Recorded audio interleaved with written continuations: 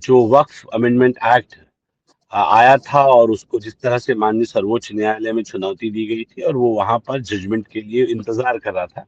आज वहां से मोटे तौर पर एक जजमेंट पास कर दिया गया है।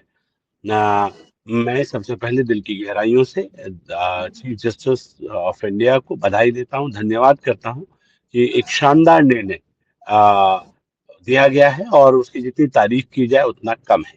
मेरा मानना है कि जो लगातार विपक्ष द्वारा ये भ्रम फैलाया जा रहा था, ये लगातार कहा जा रहा था कि असंवैधानिक है और इसमें कॉन्स्टिट्यूशन का वायलेशन है।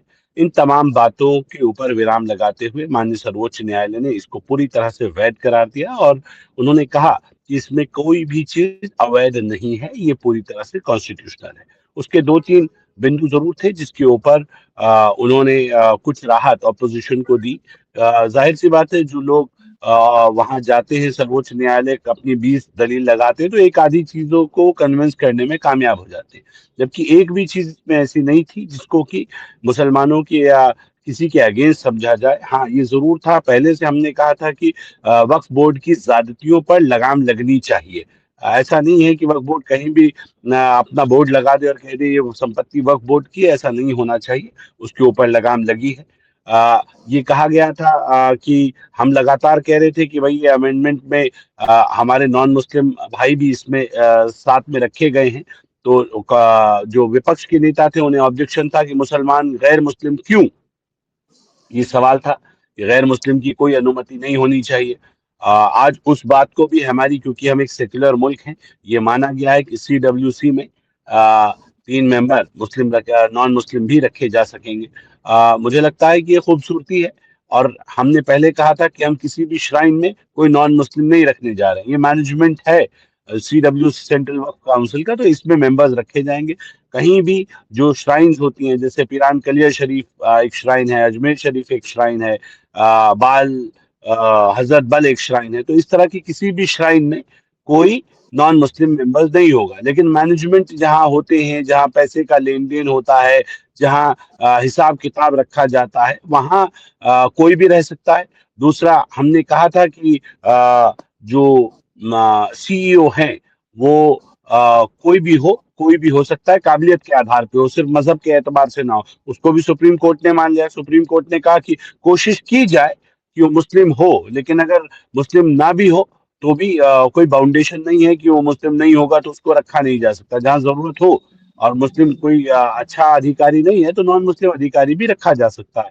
और हम लगातार जो देश को हिंदू मुस्लिम में बांटने की नापाक कोशिश विपक्ष के द्वारा की जा रही थी, ये बताया जा रहा था कि ये षड्यंत्र हो रहा है सत्ता पक्ष द्वारा, मुसलमानों की तमाम औकाफ छीन लिए जाएंगे, उनकी मस्जिदें, उनके खानका, उनकी दरगाह, उनकी कब्रगाह छीन ली जाएगी। उसके ऊपर भी सर्वोच्च न्यायालय ने अपना वर्डिक्ट देते हुए कहा कि हमें इस पूरे मामले में कहीं भी सरकार की मंशा गलत दिखाई नहीं दी है। इससे बड़ा सर्टिफिकेट नहीं हो सकता।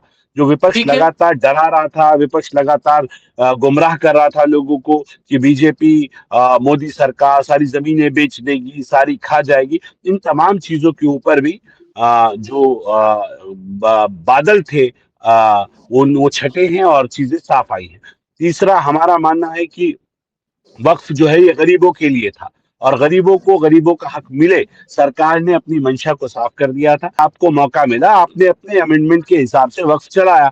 अब बीजेपी की सरकार है, मोदी सरकार है, उसको मौका दीजिए। अगर हम अच्छा करें तो हमें ताली मिले, हम गलत करें तो हमें गाली मिले। बिल्कुल। लोकतंत्र में सीधी लाइन है। तो बिल्कुल इसमें वजह कहीं से कहीं फरमाएगा। तक ये विरोध, देश जलाना, प्रदेश जलाना, इसकी आवश्यकता नहीं होनी चाहिए। लोकतंत्र में लोकतंत्र के मंदिरों से निर्णय हो और अदालतों से निर्णय हो, इन्हें स्वीकार करना चाहिए, सहर्ष स्वीकार करना चाहिए। मैं बड़ी जिम्मेदारी से इस बात को कह रहा हूं। ये अमेंडमेंट एक्ट अब क्योंकि एग्जीक्यूट होगा, इसमें कहीं से कहीं तक किसी मजहब के खिलाफ नहीं है।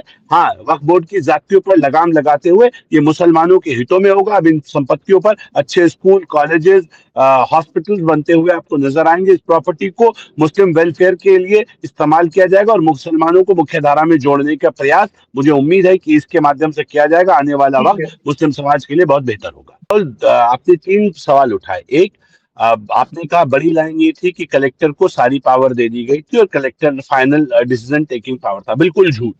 पहले भी एक्ट में कलेक्टर को पूरी पावर नहीं दी गई थी। कलेक्टर के ऊपर कमिश्नर होता है और कमिश्नर के ऊपर कोर्ट होता है, कभी भी नहीं दी गई। लेकिन क्योंकि मैंने कहा ना, भ्रम का वातावरण ऐसा बनाया कि भाई ये यहाँ चला जाएगा, सब निर्णय ले लेगा। भाई रेवेन्यू कोर्ट का मैटर, अगर रेवेन्यू का जमीनों का मामला होगा तो वाद किसके पास जाएगा? अगर वक्फ बोर्ड के नाम पे कोई संपत्ति दर्ज होगी तो कहाँ से कटेगी? वो रेवेन्यू रिकॉर्ड से कटनी चाहिए कि नहीं कटनी चाहिए? विवाद हमेशा के लिए समाप्त हो। अगर मान लीजिए राहुल सिंह शेखावत अपनी संपत्ति को वक्फ बोर्ड को दे रहे हैं, तो वक्फ बोर्ड में दर्ज हो गई और रेवेन्यू रिकॉर्ड से नहीं कटी, तो झगड़ा बाकी रहेगा कि नहीं रहेगा? इस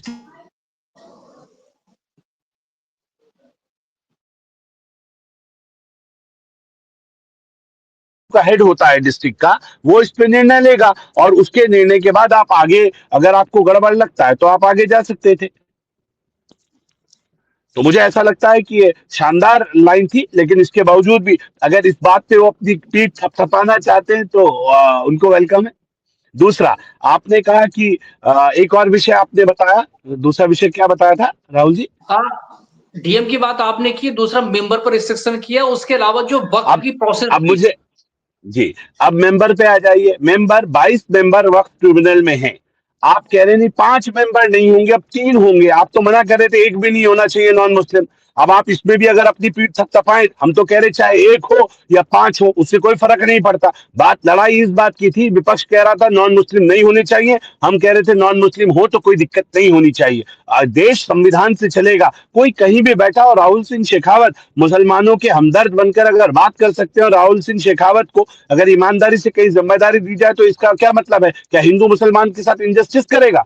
ये जो गलत मोहर लगाने की कोशिश की जा रही थी, इस देश का इस्लामीकरण के नाम पर एक राजनीति की जा रही थी, मुझे लग रहा है ये नाकाबिले बर्दाश्त थी। और इसके ऊपर भी माननीय सर्वोच्च न्यायालय ने जो निर्णय दिया वो काबिले तारीफ है, मैं उसकी भी हम भूरी भूरी प्रशंसा करते हैं। तीसरे को राहुल जी, आपको फिर मैं एक बात बता दूं, कहीं से कहीं तक किसी भी श्राइन में ना कोई हिंदू मेंबर बनेगा, ना मुसलमान किसी हिंदू श्राइन में मेंबर बनेगा।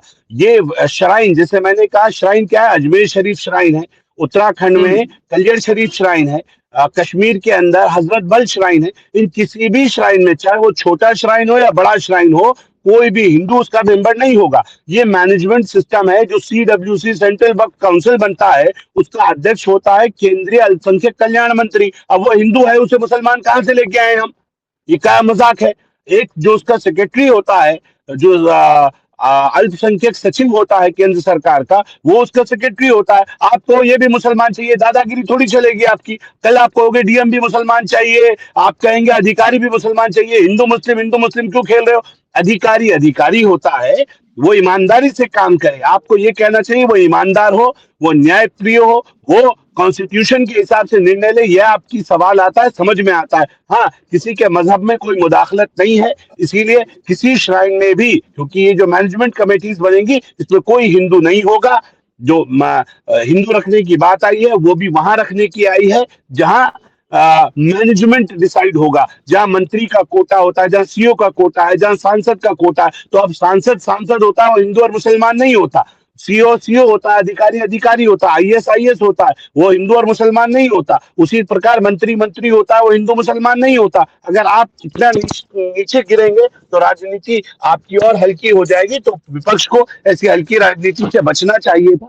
मुझे लगता है जो उन्होंने किया, जितनी उनमें अकल थी, उन्होंने निर्णय लिया। माननीय सर्वोच्च न्यायालय ने सब कुछ क्लियर कर दिया है। और मैं फिर इस बात को कह रहा हूं, ये जो निर्णय है बहुत शानदार निर्णय है।